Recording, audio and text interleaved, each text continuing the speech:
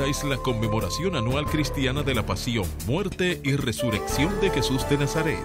Tiempo de reflexión, de prudencia, para el perdón y renovar nuestra fe. Sol Semana Santa 2015. 6:59 minutos. Buenos días, dominicanos, dominicanas, ciudadanos y ciudadanas del mundo. Julio Martínez Pozo con los comentarios de los temas más importantes en este miércoles de Semana Santa, que es el miércoles 1 de abril. Buenos días a todo el equipo del Sol de la Mañana, María Elena Núñez, Víctor Gómez Casanova, Eury Cabral, José La Luz, Melton Pineda, Don Amaury Saibar, a nuestros distinguidos colegas de 5 a 7 de la mañana, a Yuri Rodríguez, Humberto Paniagua, Andrés Martínez, Álvaro Camaño y Mario Díaz en los controles. Nuestro saludo muy especial para Ramón Paulino en Santiago de los Caballeros. Así late la ciudad corazón. Buenos días a Manuel González Manegonte, nuestro catedrático del sector agropecuario, a Helen Hill, nuestra productora, Sonia Patiño, nuestra coordinadora, Joa Bernal, y a todo el equipo de BTV Televisión. Buenos días a todos y a todas. Son las 7 en punto de la mañana. De inmediato vamos con nuestras reflexiones del día de hoy. El sol de la mañana, el sol de la mañana, el sol de la mañana. Bueno, señores, estamos en la conmemoración de un periodo muy especial para el mundo cristiano. Estamos pues conmemorando un hecho infame, un hecho para entonces común, que adquirió connotaciones muy particulares y entonces lo que era frecuente, lo que era común, aquí adquirió las connotaciones de dogma, y en función de ese dogma, unos 3 siglos después, se oficializó una nueva religión monoteísta, que fue el cristianismo. Se oficializó porque ya pues venía construyéndose desde hace tiempo. Entonces, este hecho en la que uno de los tantos mesías que para esos tiempos aparecían pregonando que eran pues los redentores, los salvadores de el pueblo judío, los que continuaban la tradición de conducir el que era considerado como el pueblo de Dios, pues es crucificado, es decir, termina con este final infame. Entonces, ¿cuáles son las cosas que van a convertir ese acontecimiento en un acontecimiento distinto a todos los otros que eran prácticamente iguales? Número 1, la crucifixión, es decir, un hombre es trascendente, en este caso Jesús de Nazaret, porque terminara crucificado. Bueno, la crucifixión era un acontecimiento común que tenía un objetivo: poner al condenado a sufrir, a padecer una muerte lenta, a sufrir de una muerte lenta que a veces se prolongaba por varios días. A veces una persona podía estar por varios días crucificada y no era, digamos, una condena especial para un tipo de persona, era la condena común. Tan común que en los tiempos de Tito Livio Vespasiano, que el hijo del emperador Vespasiano, se agotaron los maderos. Se dejó de crucificar porque se agotaron los maderos, estos palos resistentes para poder llevar a cabo ese tipo de condena. Se agotaron por la frecuencia, por el alto uso que tenían en cualquier tipo de sanción que finalizaba pues con este castigo. Sin embargo, en el caso de Jesús hay un detalle importante. Se produce la crucifixión, el condenado no va a estar expuesto durante largo tiempo a padecer de este castigo, porque la crucifixión se va a producir un viernes, entonces el día judío no empieza como, por lo menos en esta tradición, en esta época, el día judío no es aquel día que nosotros iniciamos en la madrugada. Por ejemplo, este miércoles, 1 de abril, este miércoles se inició a la 1 de la mañana del día de hoy. Tan pronto pasaron las 12 de la noche, pues se inicia se inició el miércoles. En este caso, el día judío se iniciaba a las 6 de la tarde. Es decir, se produce la crucifixión viernes, pero tarde del viernes, pero resulta que ya a las 6 sería otro día. Y ese otro día era el Sabbat. Y por la celebración del Sabbat no podían estar cuerpos colgando de una cruz en el día del Sabbat. Va a acontecer entonces que como este crucificado no ha muerto, hay que quebrarle las rodillas para precipitar la muerte y poderlo bajar de la cruz antes del inicio del Sabbat. Entonces, ahí se produce lo de el quiebre de las rodillas para acelerar la muerte. Justamente por eso no era común. Eso no era un hecho común, porque lo ideal, la persona moría en la misma cruz después de esta larga exposición. Jesús no estuvo una larga exposición en la cruz y se precipita su muerte. Se va a producir entonces la sepultura, y pocos días después se va a comprobar que el lugar donde se le sepultó, que la tumba a la que se le llevó, estaba vacía. A partir de este momento, entonces, empiezan a tomar fuerzas algunas predicciones y algunos planteamientos que venían anticipando otros profetas, que venían siendo ya planteamientos bíblicos, que la gente los entiende comprobado. No está vacía la tumba. Acordémonos de que se habló de que iba a resucitar, y a partir de ahí cobró fuerza la idea de que había resucitado, porque estaba vacía la tumba, no se supo de ninguna otra ubicación de este cadáver, y a partir de ahí sí lo que empezaron a tenerse fueron testimonios de apariciones, que desde luego hay que aceptarla desde el punto de vista de la fe, porque no tiene ninguna otra comprobación que no sea la de la fe. Jesús no es un personaje histórico, es un personaje bíblico, no es un personaje histórico.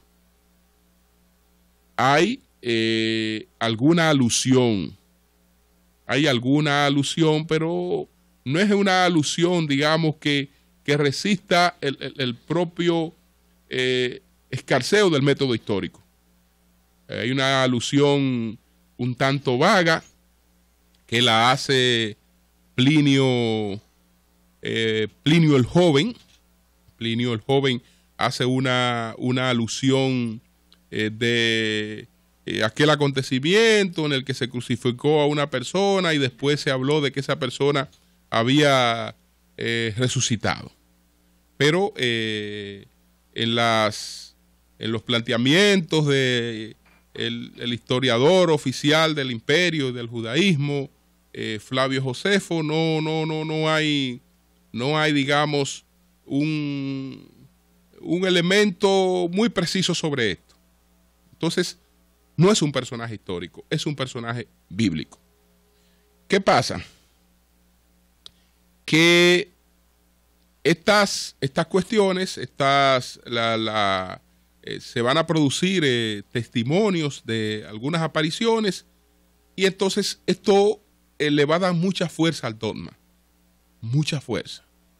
A mí particularmente siempre me ha gustado, porque en estas cosas hay relatos muy, muy hermosos, si se quiere edificantes, muy estimuladores, que uno lo puede asumir como, mucha gente lo toma como lecciones de fe, cosas que reafirman su fe, son para esto, pero también ahí hay lecciones de vida muy importantes independientemente de la fe. A mí particularmente siempre me ha gustado mucho el relato de lo que ocurrió cuando dos de los seguidores de Jesús, estamos hablando unos días posteriores a la crucifixión, iban desde Jerusalén hasta una aldea cercana, la aldea de Emaús. Iban a la aldea de Emaús, y entonces ellos iban muy entristecidos, descorazonados, desesperanzados totalmente, porque entendían que con la crucifixión de Jesús había terminado todo. Entonces, había mucha desilusión, porque un Dios no podía terminar de esa forma, y dudas sobre los poderes reales y una serie de cuestiones.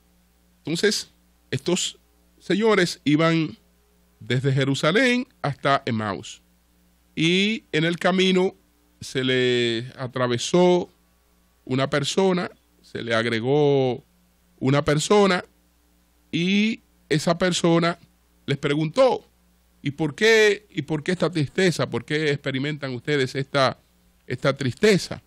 La respuesta fue: bueno, todo se ha acabado. Se produjo la crucifixión de Jesús. A partir de ahí, lo que se ha iniciado una etapa de persecución y una serie de cuestiones, y el mundo se les había venido encima. Entonces, esta persona les reconvino y les llamó a la reflexión y le preguntó: ¿y ustedes no se percataron de lo que se había advertido? Se había advertido que para alcanzar la gloria, el Cristo tenía que padecer, el Cristo tenía que sufrir. Esto es parte de lo que se había previsto, y esto tenía que ocurrir.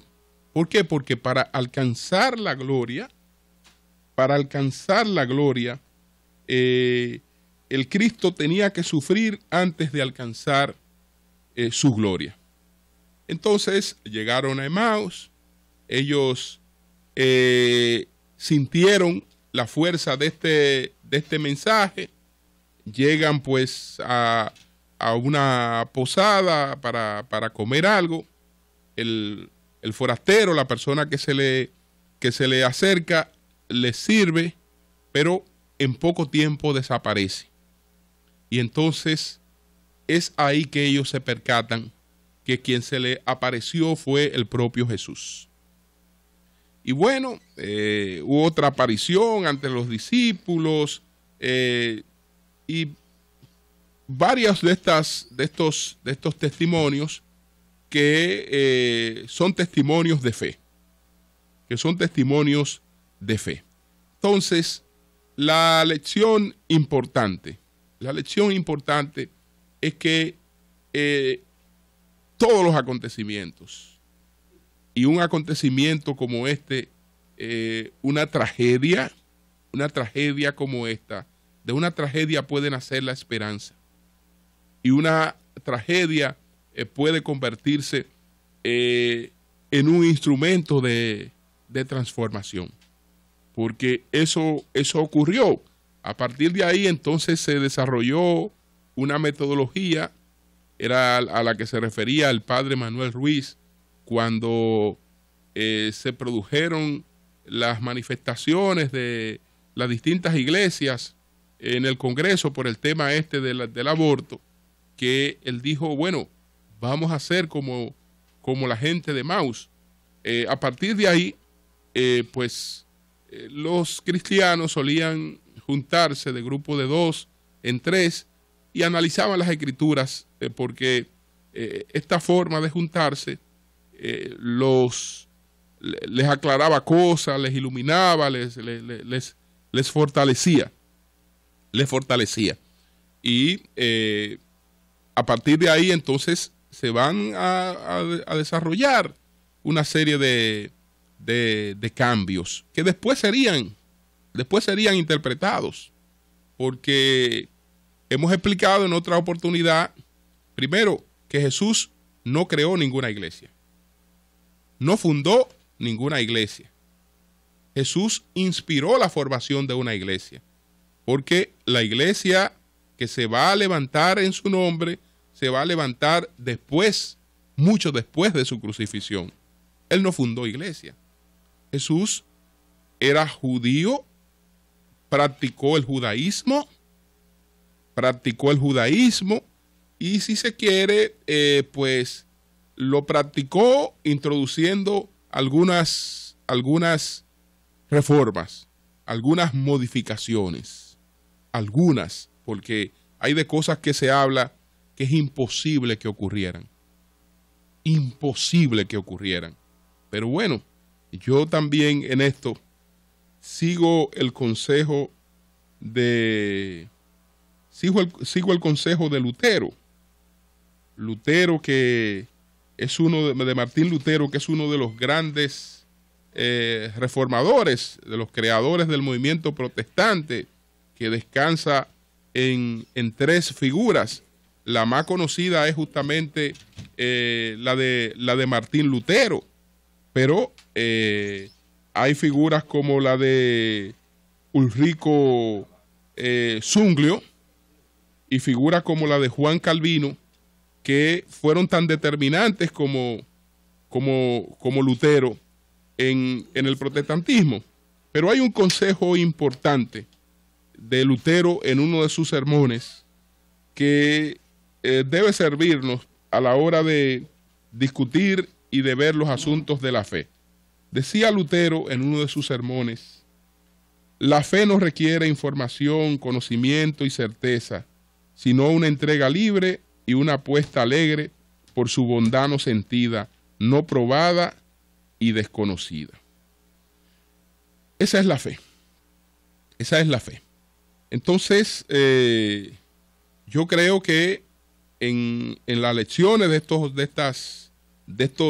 acontecimientos hay cosas muy, muy importantes. Hay cosas muy importantes que la humanidad en sentido general debe mantener siempre presente. Jesús marca una etapa distinta, marca, digamos, el final de una época de barbarie, porque cosas que para entonces eran normales, hoy serían tomadas como actos de brujería, como actos de barbarie. Aquella lectura aquella interpretación que es una interpretación de Juan sobre lo del Cordero de Dios, que en sacrificio propiciatorio pues redime a toda la humanidad, esto plantea una etapa de progreso, plantea una etapa de iluminación, porque lo que ocurría hasta entonces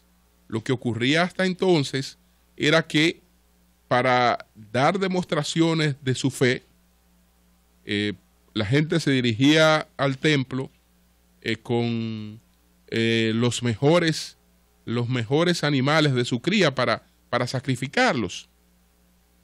Como no todo el mundo tenía animales o aves en condiciones de ser sacrificadas, entonces algunas personas llevaban los animales que tenían y los intercambiaban por animales que tuvieran en condiciones de serle ofertado al Señor, que tenían que estar en condiciones óptimas. Y entonces ahí es que se habla de la cuestión esta de los mercaderes, que supuestamente llegó un día al templo, desalojó. Eso es mitología, porque esa es una tradición milenaria del judaísmo. Era una tradición milenaria del judaísmo. Esa gente siempre estuvo allí,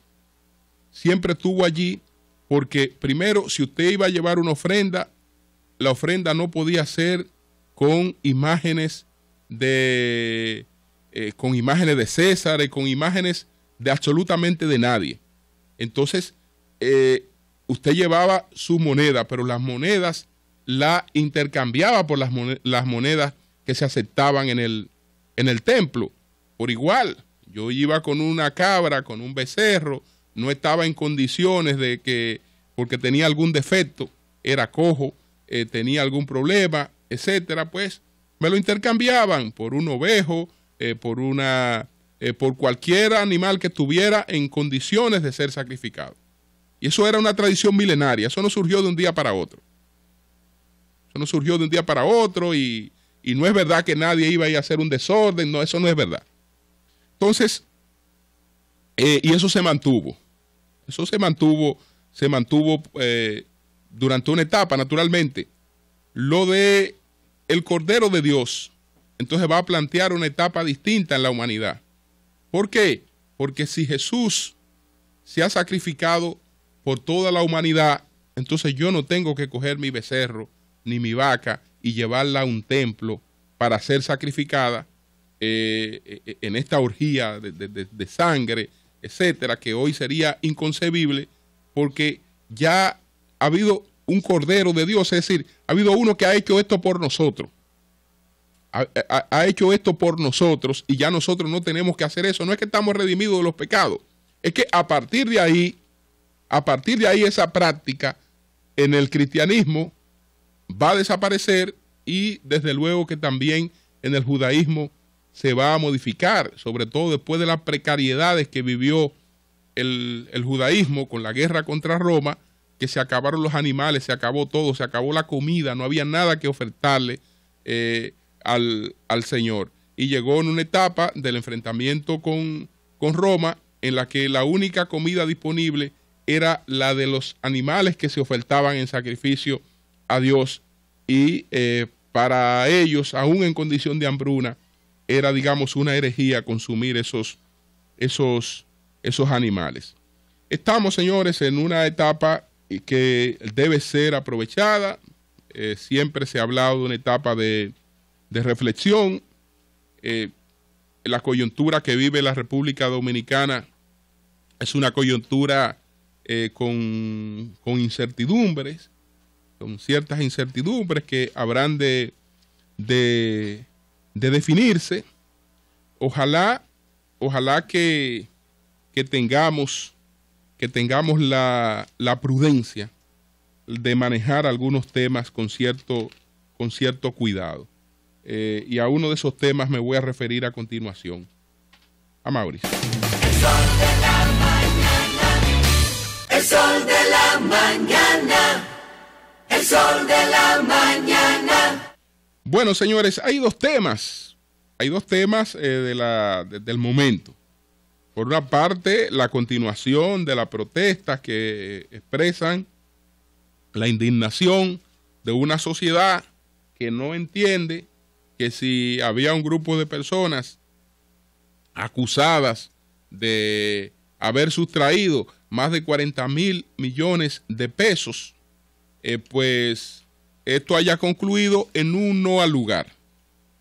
Y estas personas no entienden ni van a entender que el juez que estaba a cargo de conocer sobre este caso no estaba examinando el fondo de ese asunto, que no estaba determinando si las personas que le presentaron allí eran culpables o eran inocentes, sino que esta persona estaba examinando las pruebas en base a las que se pudiese sustentar un juicio de fondo. Y esas pruebas, entonces, tenían dos debilidades. Una, que la mayor parte, un 85%, eran repetitivas de un proceso que ya se había investigado y sobre el que se había emitido decisión definitiva en distintas instancias. Y entonces cogieron esas mismas cosas y la presentaron como nuevas pruebas. Y ahí permitieron que se alegara lo de la doble persecución. Lo de la doble persecución. Y por otra parte, entonces, un porcentaje de pruebas obtenidas sin legalidad, que no pueden ser admitidas. No pueden ser admitidas. Y en acontecimientos más recientes, nosotros hemos padecido esa indignación. Y los individuos que le dieron el tiro que dejó ciega a Francina Hungría, esos individuos aparecen en un video y todo el mundo sabe que esos fueron los que le dieron el tiro a Francina Hungría. Pero ¿qué pasó? Que la prueba, de acuerdo a un nuevo código sobre el que hicimos muchísimas advertencias, incluso parte de esta sociedad que ahora está protestando, fue la misma que apoyó ese nuevo código. Bueno, en función de ese nuevo código, no basta con que nosotros veamos a esos individuos dispararle a Francina Hungría en un video.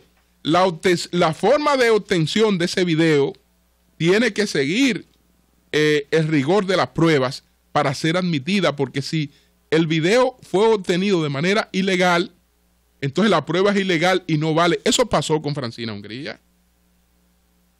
Eso pasó con Francina Hungría.